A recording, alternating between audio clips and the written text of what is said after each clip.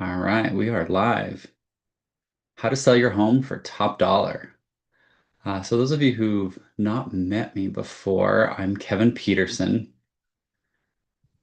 Um, Welcome, few of you who are joining in. Yeah, today we're going to talk about how to sell your home for top dollar. My name's Kevin Petersen. I'm solo Kevin Petersen Real Estate, obviously. But I operate out of West Jordan and help folks anywhere from Ogden down to Santaquin, Tooele, up to like Camas. So I help quite a range. And I've come to specialize in helping folks sell their home for top dollar. So I wanted to have kind of an informal chat today and answer any questions any of you may have. So feel free to pop them in the chat as we go through. But uh, definitely some key strategies to think about and things that I talk about with my clients. Uh, I like to call myself the realtor for real people. I'm down to earth, no pressure, no sales pitch. So after today, if you ever have questions or want to kind of chat one-on-one, on my website, I have a spot that you can grab some time on my calendar. My website is kaprealestate.com. All right, so couple things that I kind of frame the whole conversation when we start talking about selling a home. Most sellers have a few goals in mind. One, top dollar. They want to get as much as they possibly can for the home. Two, there's usually some timeline components. Maybe they've already moved out and they want to sell it as quick as they can. Maybe they're in the process of moving, so they need to kind of make sure timelines match to sell the current home and buy the new home. That's another piece that we look at to time together. And then the other is what's all involved, what all is it going to take, stress and all that stuff. So the first thing that I kind of look at is I kind of frame a few pieces with the idea of what is going to attract the most either number or amount or quantity of buyers. Anytime we sell a home, the more buyers that we can fit into and draw attention to will always yield better results. If you have a home that's really kind of narrow focused, that's maybe for a specific demographic, that's going to be a little bit slower and top dollar may not be as high as maybe some other properties could be. But sometimes making some tweaks and adjustments to add more buyers to that selection, to that pool, will make wonders of a difference. So any of these things that I mention and talk through, I always have that lens of will this add more buyers or will this detract buyers? Oftentimes I get the question from people, should I paint this room? Should I redo this? Should I redo that? And that's the frame that I always answer that question with, is I take a look at it and we have a conversation because every home's unique. Will that add more buyers to this property, to this home, or will that pull buyers away and detract? So I start a home by doing a pre-inspection and I build a to-do list for my sellers. The to-do list is great because it helps take this big idea of selling a home and breaks it down into chunks and small pieces to remove stress, to remove the chaos of everything and focus on just what we need to step by step. I also put timelines on there and send things to sellers when they need to do them, so that way nothing gets left behind. So it's not just here's your to-do list, go do it. It is an active partnership. And part of what we find from pre-inspection is what also gets added to that to-do list. So I have a lot of experience with remodeling. I have actually a degree in automotive technology, so I'm very good at technical things, electrical, plumbing, all that kind of stuff. So one of the first things I start at is I go to the utility room. I know from buying homes that inspectors are going to be looking for a wide variety of different issues. And if we can catch them before an inspector even comes, That'll just give us so much further leg ahead. Um, Part of it is also that presentation. Is it going to attract more buyers or is it going to deter buyers? Let's see, I'm going to try and share a couple images here. Let's see if I can share my screen. Number 3, give you some examples. So this is the picture of a furnace. You may look at this and just think, oh, looks great. Don't see any issue with that. Um, what is some issues that I'll point out here, you see how the insulation is kind of torn apart here. An inspector is going to call that out. That's going to be an issue. And I'll tell you in a minute why all this matters. You've also got like wires just kind of running around. This should be neat and tidy. We've also got, um, looks like there's a pump here. This is a way that some of these HVAC units, and especially in older homes that don't have floor drains, the condensation will come into this box and act like a little pump, and then it pumps it up out to, a drain somewhere. But this hose is just hanging. Uh, you've also got the whole furnace in this metal box, but if you look, the drain is capped. So if any water was to leak into here, it looks like they've got a sensor over here to make an alarm. That's a step better. Um, but the water can't go anywhere. It's just going to build up and rust some of this out. The furnace is also sitting on bricks. That's not a very stable surface. The other thing you may notice is there's a lot of debris kind of around the area. Simple things like this, when a buyer opens the utility room and sees that this room has been swept, doesn't have to be shining kitchen countertop clean, but seeing that this has been taken care of gives reassurances to buyers. When they also see everything just looks neat and tidy, they have that good sense that the home's been taken care of, that there's all the maintenance has been done. Now, especially stuff like this, when it comes to a time for inspections, this is where people will come back from inspections and start asking for large concessions, large amounts of money to be taken off the purchase price, because as them buying the home, they now have to come in and fix all this. So if there's things that we can tidy up, clean up, and take care of ahead of time, often those will cost you so much less and the return will be much higher because you won't have people coming back to negotiate the price down. We will stay in that negotiate up scenario. So that's one good example of what an HVAC room would look like. I also take a look at the electrical panels. Now, I am not an electrician. I am licensed as a real estate agent. So my purpose of this is to merely point out potential issues, and we oftentimes need to bring in somebody who is certified in those areas to do repairs. Some stuff homeowners can take care of, tidying up some wires or things like that. Some things can be inside an electrical box. Definitely want a professional in there so you don't hurt yourself if you don't know what you're doing. So this is a good example of what this should not look like. This kind of the idea of like a rat's nest, right? Wires everywhere. They kind of have labels. Those aren't, I mean, that's blue tape that's just going to come off over time. This should be done in marker on the exterior, so that they can see exactly what each, and I love the question marks on some of them. So that way you know exactly what they're for. So I do take the cover off electrical panels on homes that I'm going to sell because I know an inspector is going to do that and look for this. So if we can address any issues here before an inspector even gets there, we are just smooth sailing. Yeah, good example of what this should not look like. The panels that are done properly, they literally look like art. There's like perfect lines. Everything is just perfectly in sync. Everything has its place. Some panels can be a little messy with wires, but it shouldn't be just chaos like this. And the labels should be done properly. The other thing inspectors will often look for, they call it double tapping.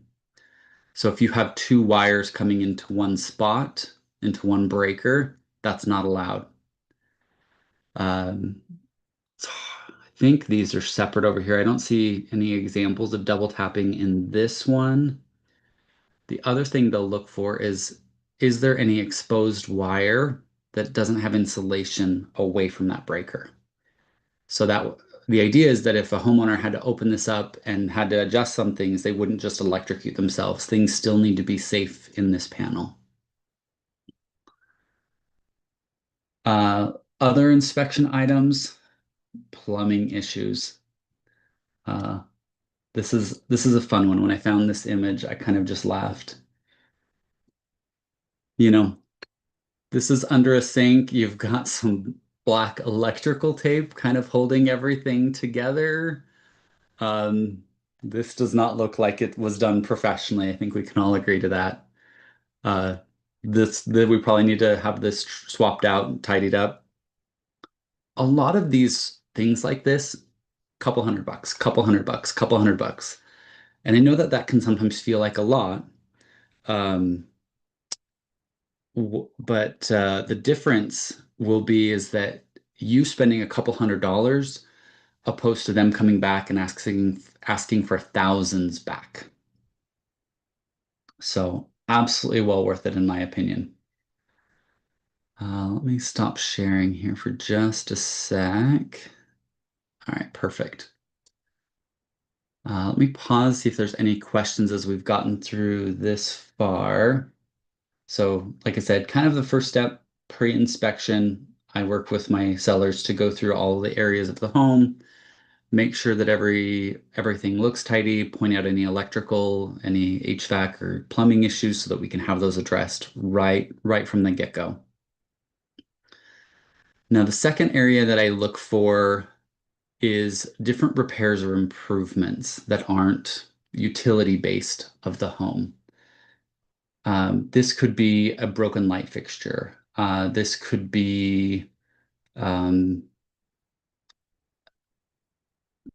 paint touch-ups. It could be a listing I've worked on recently. I had a painter come in, and he called the home the Hamburger House. Because we did have one room that had like bright yellow paint. We had another room that had a red wall, so you've kind of got ketchup and mustard going on. They also had a room that was bright green. It was kind of like a pickle color. And then the rest of the home was kind of a bun color, if you will. So they kind of made that joke of it's a hamburger house.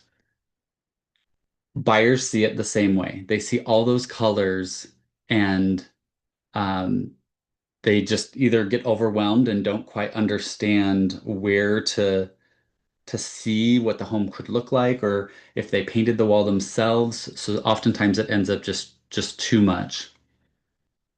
Uh, Part of that touch-up process, I also look for that same idea of cohesion. Um, if we have a buyer coming in and they see all these different rooms, all these different colors, it feels like different parts of different houses.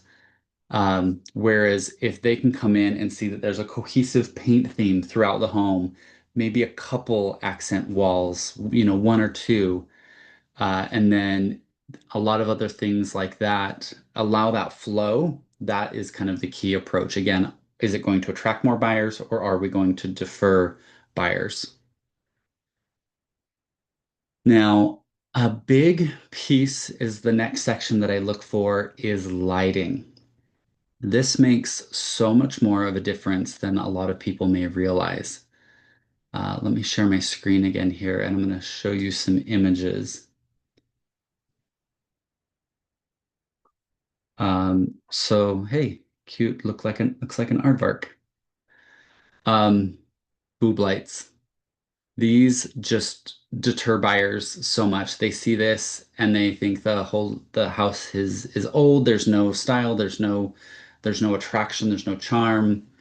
I had a listing recently that, yeah, we changed out all these kind of boob lights, put in some more modern, different lights, and it really made a difference. A lot of buyers even commented of like, oh, how cool the lighting looks. Along the same lines of electrical, I look for electrical and lighting is I look for things like this, that kind of ivory or almond color outlet with a white outlet plate that sticks out like a sore thumb, and it's such an easy fix. We shouldn't be drawing our attention to these areas that are wonky, not kept up, not done properly. So if we can change out that outlet, oftentimes this is stuff homeowners can do if comfortable, or we can have a professional come in. Definitely cheaper if you can do it yourself, but if you're not comfortable, by all means, let's get a professional. But having that same outlet plate and the same color of the outlet, same with light switches. A lot of that needs to be consistent, and it makes so much of a big difference than you'd realize. One of the last pieces that I look at with lighting is the color of lighting. Now, I don't hone into any specific color. Each home, I think, has kind of a color that really makes it pop and it shine. This home that I was just speaking about that we called the painter called the Hamburger House, where the main color throughout the home is kind of a bun color, if you will, uh, light beige, light cream type color. The lighting that Most of the lighting that was already there, and I thought actually looked really good, was around that 3000 K Kelvin color. So any of the additional, any light fixtures that we replaced, any new light bulbs we popped in, any lamps that I brought in, I used that color of light. You've probably seen homes that you walk into and one room is like this bright blue, the 10K, that daylight bright color, and then you go into another room and it's really, really yellow. It's like that 2000 color, 2000K lighting that creates a lot of distraction and breaks the cohesion, and ends up causing a good bit of problems. So again, each home can kind of have its own specific color. A lot of my personal home, I love the 10K. I think that looks great, but other homes that doesn't look good. So each home I think needs its own color. Let me pause here for a second. Looks like we may have a few questions. Let's see if there's any I can answer real quick.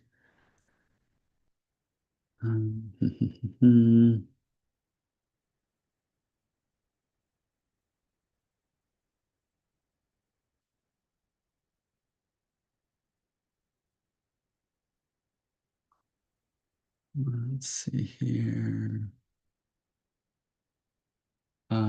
A question about why the different colors. It's just that like visual aesthetic. When you look at something, and if your immediate like feeling is a cringe feeling, we need to get rid of that feeling. If you immediately look at something and you have these feelings of like, oh, this is nice, this is comfortable, this is warm and cozy, you're much more likely to be interested and potentially make an offer for the home as a buyer. Um, those are the kind of feelings and an environment we walk through. One of the big things that I look at with every home is furniture, and this will be an item that we're going to get to here in a minute. But I do staging if needed for any homes that are vacant where folks have moved out. Part of that cohesion and that feeling idea is when you walk into a home that's just empty. Number one, buyers have a hard time seeing themselves in the home and like, okay, where would they put the furniture? What would it look like? What would that feeling be? So if I can stage it and create that feeling and create that experience, buyers are so much more receptive to that. Now, if we're using your own furniture because you're there and going to be moving out once the home sells, same thing. We're going to move some furniture around. We might adjust some art on the walls. Those things will make such a huge difference. Um,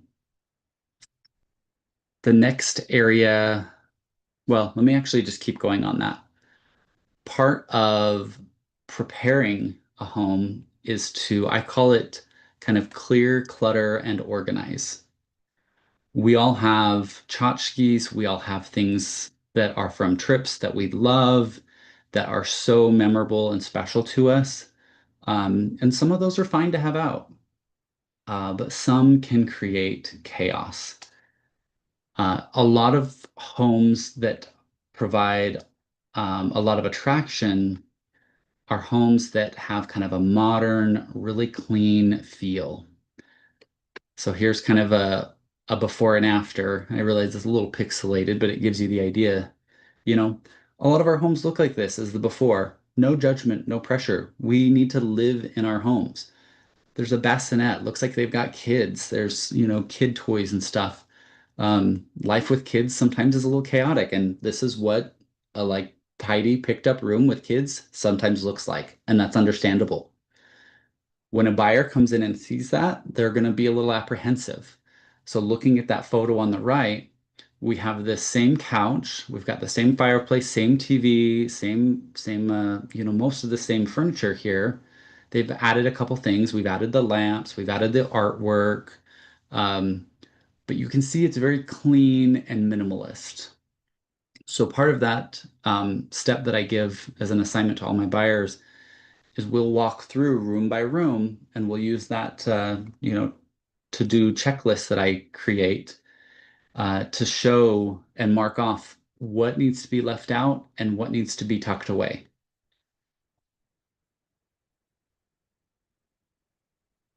This will give you a good guidance that you're not having to do this yourself and having to go through the guesswork or anything like that. Sorry, this file that I need to share with you wants my passcode. I'm still not sure how much I love these passkeys instead of passwords. Side note, anyway, but using your existing furniture can work great. We just need to use it very smartly. Um, and there are things that I will get to that I'm not sure what we do. I'm connected with a bunch of different stagers and designers. I can message them. I can bring them in and get some opinions. We can bring in some different art pieces. We can bring in other furniture pieces.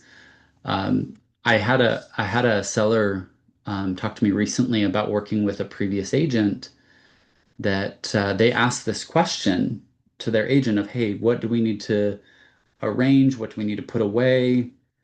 And the first hesitation I had was, hey, that's first of all a question you shouldn't even be asking. You should already have been, guided on that. But the agent they were working with told them, oh, well, when the photographer gets there, they will tell you where things need to go. And I just hear alarm bells in my head because I work with photographers, and that's not their job.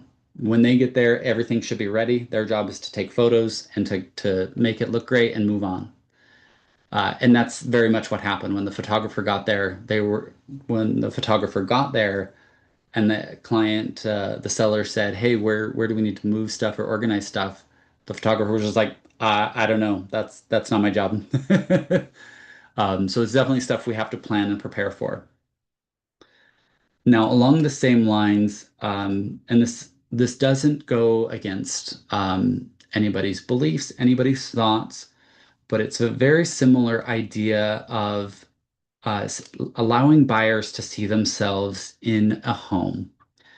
So one of the other tasks that I assign is any religious items need to be tucked away. Religious items and personal items. Um, some people may be of a certain faith, come into a home, see this, and they are not of that faith, so they feel like, oh, this home isn't for me. We don't want to create that experience. I also realize you need to feel comfortable. Excuse me, sorry, now I've got something in my throat. I also realize that you need to be comfortable living in your own home, while you're still trying to sell it. So oftentimes, if there are very important items like this or religious artifacts, we need to find a way that we can tuck them away for showings, but then still have them be able to come out and be easily displayed for while you're still living in the home. I know that that's important to a lot of people. And right along that same line is family photos. I mean, sure, this is a gorgeous wall. Don't get me wrong. Looks like a beautiful family. But again, when a buyer comes into the home, they're going to look at this and be like, "Oh, this is their home. It's not my home." They have that hard time seeing past those things, so we need to take those away. Now, I did mention that to-do list that I create. I was going to just kind of show it to you real quick. Uh, so here I've got kind of stuff that I work on, stuff that a client works on. We have like a lot of seller disclosure documentation we'll go through. If it's in an HOA, we've got to collect some information there. And then here's that section we're really kind of honing in on today is prepping the home.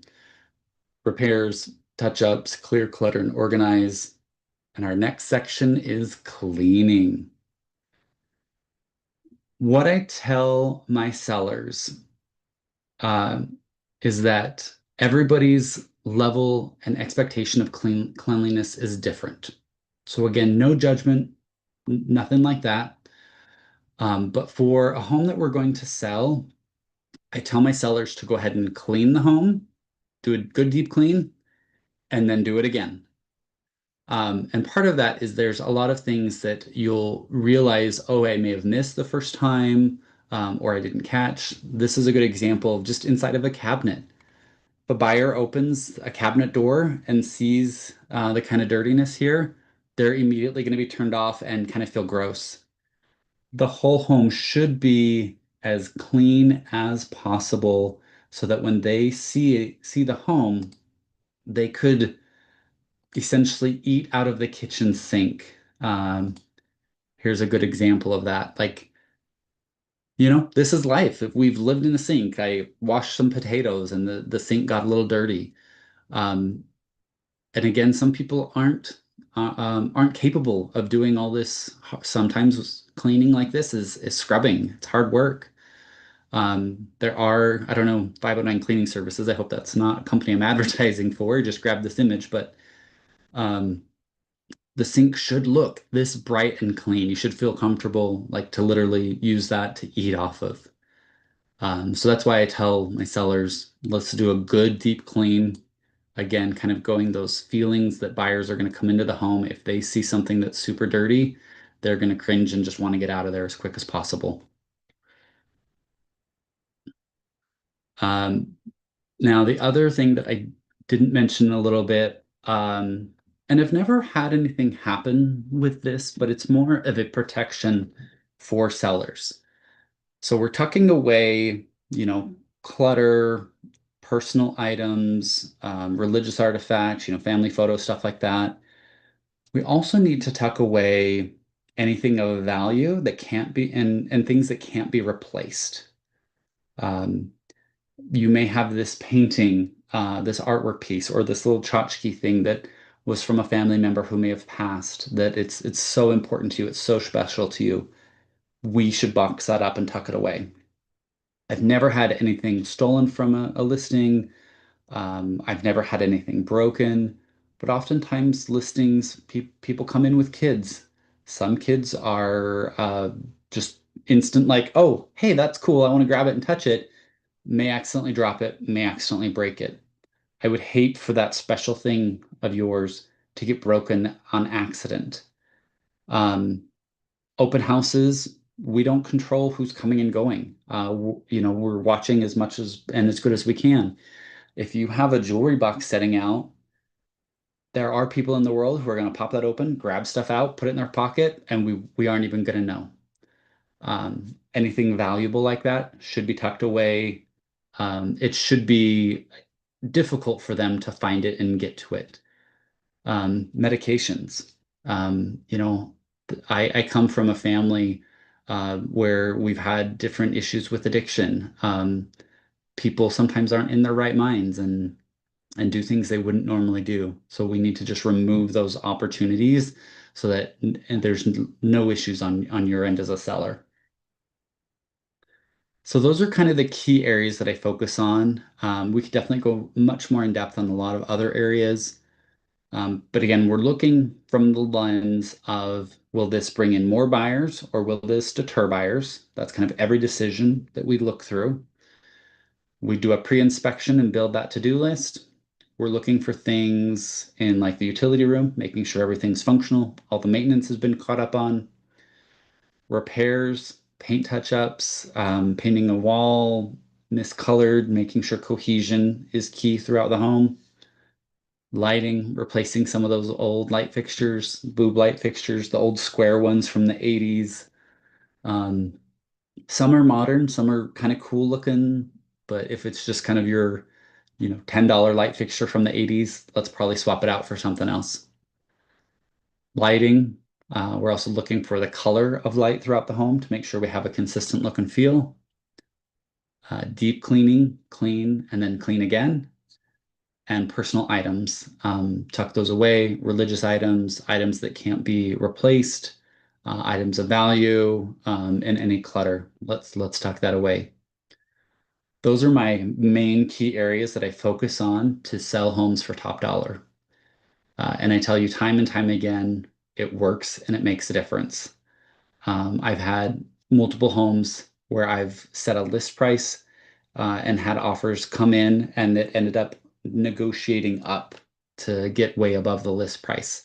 That is the goal. That is the objective. That is how we get you top dollar. Um, that's the content I have to share today. Let me double check if we have any other questions in any of the chats that I'm missing. Again, if there's any time you wanted to chat and see what this would look like for your specific home, what that could look like, I popped a link to my calendar in the chat, kaprealestate.com. No pressure, no judgment, just conversation. But would love to answer your questions more specifically or more one-on-one if you have them. Okay, looks like we've got all our questions covered, so I'll go ahead and end for today. Thank you so much for joining, and we'll see you next time.